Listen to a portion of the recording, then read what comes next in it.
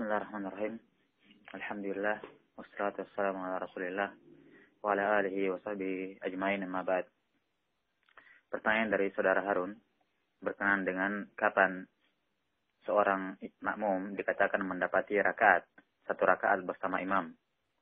Apakah yang jadi patokannya adalah mendapati ruku ataukah mendapati Al-Fatihah? Dan penanya menyebutkan bahwa dalam masalah ini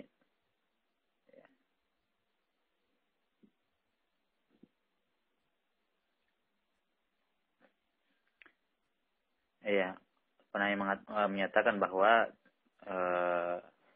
ada dua hadis yang menyatakan kalau mendapati imam sedang ruku maka sudah mendapatkan satu rakaat. Ini disebutkan ada dua hadis. Iya, jadi penanya menyebutkan ada dua hadis. Ya, kan tapi sebenarnya yang pernah kami bahas hadis ini ada secara umum 3 hadis dari Nabi SAW, walaupun dari 2 orang sahabat, kan tapi hadis Abu Hurairah ini datang dengan 2 lafaz sehingga dihukumi hadis yang berbeda. Ya. Hadis yang pertama, atau untuk mengetahui permasalahan ini, sebelumnya bagi ulama yang berpendapat bahwa yang menjadi patokan mendapati satu rakaat adalah harusnya membaca surah Al-Fatihah, maka dalil-dalilnya masyhur dalam riwayat Bukhari dan Muslim dari hadits Ubadah bin Samit. Nabi SAW bersabda, "Man lam yaqra' bi Fatihatil kitab, atau la salata liman lam yaqra' bi Fatihatil kitab." Tidak ada salat bagi orang yang tidak membaca Al-Fatihah. Dan juga dalam hadits riwayat Muslim Nabi SAW bersabda, Man shalla wa lam yaqra' bi Fatihatil kitab fa hiya khidaj. Siapa yang mengerjakan salat sementara tidak membaca Al-Fatihah, maka salatnya itu kurang, ghairu tamam, tidak sempurna. Iya. Maka ini dalil-dalilnya jelas menunjukkan wajibnya membaca Al-Fatihah dan dia menjadi patokan untuk mendapati satu rakaat. Sementara para ulama yang mengatakan bahwa yang menjadi patokan mendapatkan satu rakaat adalah ruku, mereka berdalilkan dengan 3 hadis. Hadis yang pertama adalah hadis Abu Hurairah radhiyallahu anhu, di mana Nabi SAW bersabda, "Man adraka raka'atan min as-shalah faqad adraka as-shalah qabla an yuqimal imamu shalbahu." Barang siapa yang mendapati satu rakaat dari salat, maka sungguh dia telah mendapati satu rakaat salat, atau maka sungguh dia telah mendapati salat secara menyeluruh sebelum imam menegakkan punggungnya, menegakkan tulang rusuknya. Maksudnya bahwa orang-orang yang mendapati imam sebelum imam tegak dari rukuknya, maka dia dianggap mendapatkan satu rakaat. Dan barang siapa yang mendapati imam dalam keadaan dia telah menegakkan rusuknya, dalam artian dia sudah i'tidal, maka ini sudah tidak mendapati satu rakaat lagi. Jadi lafaz hadisnya, "Man adraka rak'atan minas shalah faqad adraka as-shalah qabla an yuqimal imamu shalbahu." Barang siapa yang mendapati satu rakaat dari salat, maka dia telah mendapati seluruh salat sebelum imam menegakkan tulang rusuknya. Apa derajat hadis ini? Hadis ini diriwayatkan oleh Imam Ibnu Khuzaimah, Imam Ad-Darqutni, dan juga Ibnu Adi dalam Al-Kamil, serta Imam Al-Baihaqi rahimahumullahu ta'ala. Dari jalan Abdullah bin Wahab,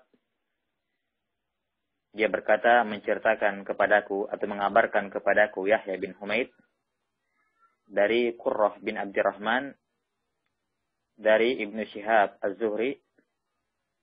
Dia berkata, mengabarkan kepadaku Abu Salama ibn Abdurrahman dari Abu Hurairah radhiyallahu taala anhu. Ya. Hadits ini dengan lafaz tambahan qabla an yuqimal imamu shalbahu adalah lafaz yang mungkar. Lafaz yang mungkar. Kenapa? Karena hadis ini, hadis Abu Hurairah ini telah diriwayatkan dalam riwayat Bukhari dan Muslim dan selainnya dengan lafaz man adraka raka'atan minas shalah faqad adraka shalah. Siapa yang mendapati satu rakaat dari salat, maka dia telah mendapatkan seluruh salat. Sampai sini saja. Riwayat Bukhari, Muslim dan juga selainnya yang meriwayatkan hadis Abu Hurairah ini hanya sampai situ. Tanpa ada tambahan sebelum imam menegakkan tulang rusuknya. Tanpa ada tambahan qabla an yuqimal imamu sholbahu.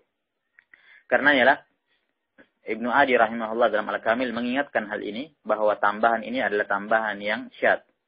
Tambahan yang syadz. Ibnu Adi berkata, hadhihi ziyadah yaquluha Yahya bin Humaid an Qurrah. Bahwa tambahan ini diucapkan oleh Yahya bin Humaid dan Qurrah. Yahya bin Humaid dari Qurrah. Yahya bin Humaid dari Qurrah dari Az-Zuhri. Ya. Maksudnya di sini Ibnu Adi mengingatkan bahwa yang mengucapkan tambahan ini hanyalah Yahya bin Humaid dari Qurrah dari Ibnu Syihab. Ya. Sementara para perawi yang lain,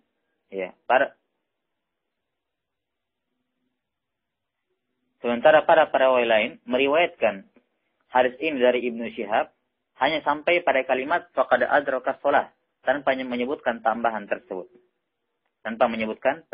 tersebut.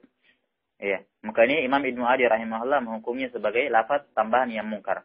Dan juga Imam Al-Bukhari rahimahullah telah menghukumi hadis ini sebagai hadis yang Yahya bin Humaid bersendirian di dalamnya. Kata Imam Al-Bukhari rahimahullah, Yahya bin Humaid an Qurrah dari Qurrah, ad Ibn Syihab dari Ibn Syihab, annahu sami'a Ibnu Wahab al-Misri la yusaba fi hadisihi. Ya, Yahya bin Humaid dari Qurrah dari Ibn Syihab ini, yang mana Ibnu Wahab al-Misri mendengar darinya, ini tidak ada yang mengikuti riwayatnya. Nah, ini Yahya bin Humaid dari Qurrah dari Ibnu Syihab, tidak ada yang mengikuti riwayat Yahya bin Humaid dalam hal ini. Ya. Jadi ini sisi kelemahan yang pertama, bahwa tambahan tersebut adalah tambahan yang syadz.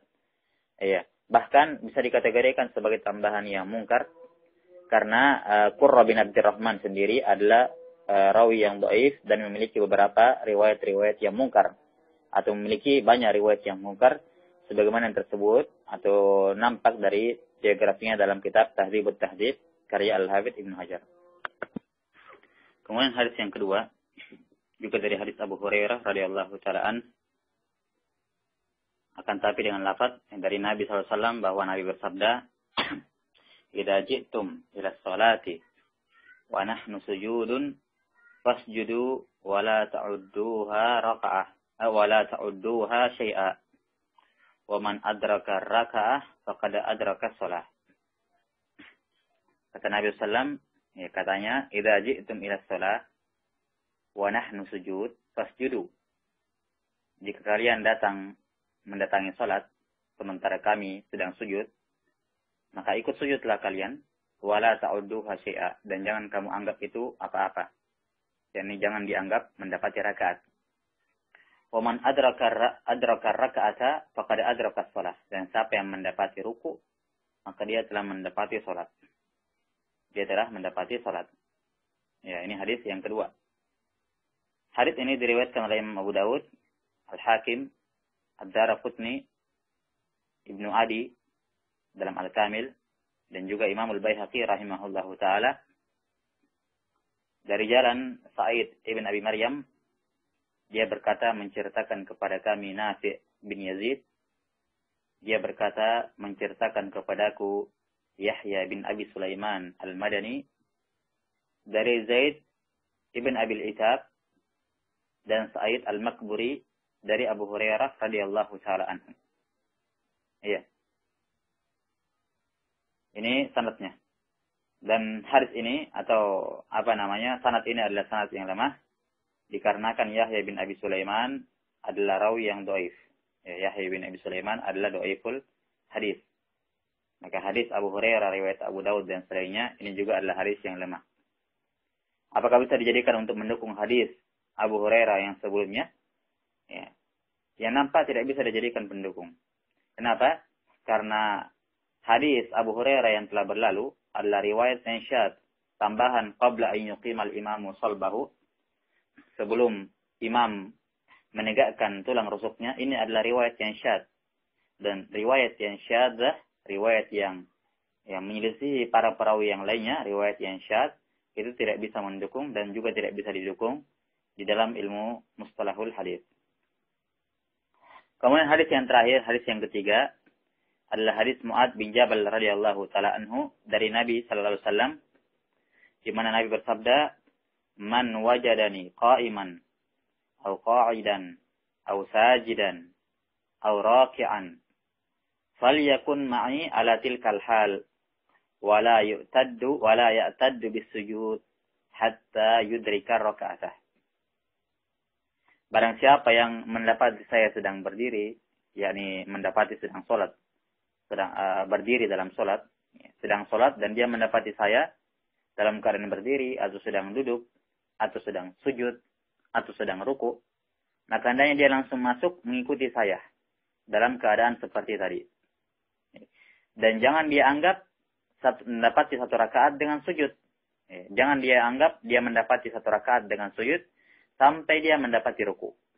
Sampai dia mendapati ruku. Nah, hadis ini juga adalah hadis yang mungkar. Ya. Tidak diketahui siapa meriwayatkan hadis ini, akan tapi hadis Mu'adz ini disebutkan oleh Imam Ad-Darqutni rahimahullah dalam Al-Ilal. Ya, sebuah kitab yang khusus mengumpulkan hadis-hadis yang cacat. Ya, hadis-hadis yang cacat.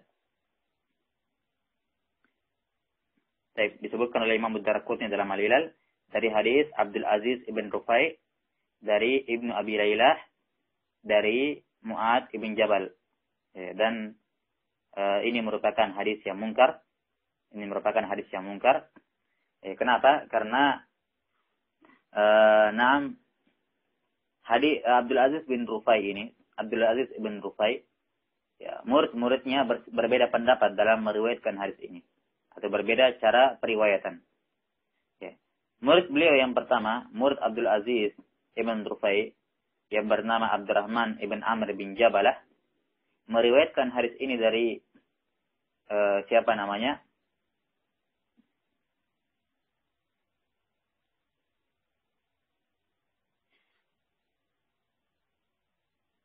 Meriwayatkan hadis ini dari Yazid bin Zurai, dari Syu'bah, dari Abdul Aziz ibn Rufai, secara mausul. Mausul artinya bersambung sampai kepada Nabi. Ya. Sementara Imam Ats-Tsauri, Zuhair, Jarir, dan juga Syarik, semuanya meriwayatkan dari Abdul Aziz bin Rufai. Dia berkata, menceritakan, atau mereka semua berkata, atau Abdul Aziz bin Rufai berkata, menceritakan kepadaku seorang syekh dari Al-Ansar, langsung dari Nabi, secara mursal. Secara mursal. Ya. Maka dalam hal ini, periwayatan yang salah dalam hal ini adalah Abdurrahman ibn Amr ibn Jabalah. Ya, Abdurrahman ibn Amr ibn Jabalah, yang mana dia meriwayatkan dari Yazid bin Zurai, dari Syu'bah. Ya, dari Syu'bah, dari Abdul Aziz bin Rufai. Ya, saya ulangi, Abdul Aziz bin Rufai punya beberapa orang murid. Murid yang pertama, ya, adalah atau ada dua jalan dari Abdul Aziz bin Rufai. Satu jalan secara mausul, maksudnya disebutkan siapa sahabatnya, terus langsung ke Nabi. Ya, kemudian cara periwayatan yang kedua dari Abdul Aziz bin Rufai adalah secara mursal, yakni dari tabi'i, tidak disebutkan siapa sahabatnya, dari tabi'i langsung kepada Nabi, secara mursal. Nah, yang meriwayatkan secara mausul ini adalah dari jalan Abdurrahman bin Amr bin Jabalah, dari Yazid bin Zurai, dari Syu'bah. Iya. Sementara yang meriwayatkannya secara mursal adalah Sufyan Ats-Tsauri, Zuhair bin Muawiyah, Jarir, kemudian Syarik bin Abdullah An-Nakhai. Ya. Mereka semua yang meriwayatkannya secara mursal. Maka di sini tentunya yang riwayat yang lebih kuat dalam hal ini adalah riwayat yang mursal, Ya, karena di dalamnya terdapat Sufyan Ats-Tsauri, Zuhair bin Muawiyah dan selainnya dari rawi-rawi yang thiqah.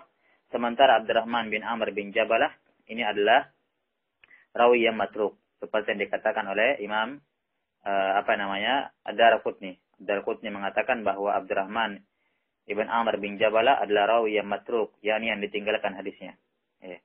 Karenanya wajar dalam hal ini dia keliru dalam meriwayatkan hadis dari Yazid bin Zurai dari Syu'bah ya secara mursal, padahal sebenarnya Syu'bah sendiri, riwayat sebenarnya dari Syu'bah itu sama seperti riwayat Ats-Tsauri dan teman-temannya yang lain.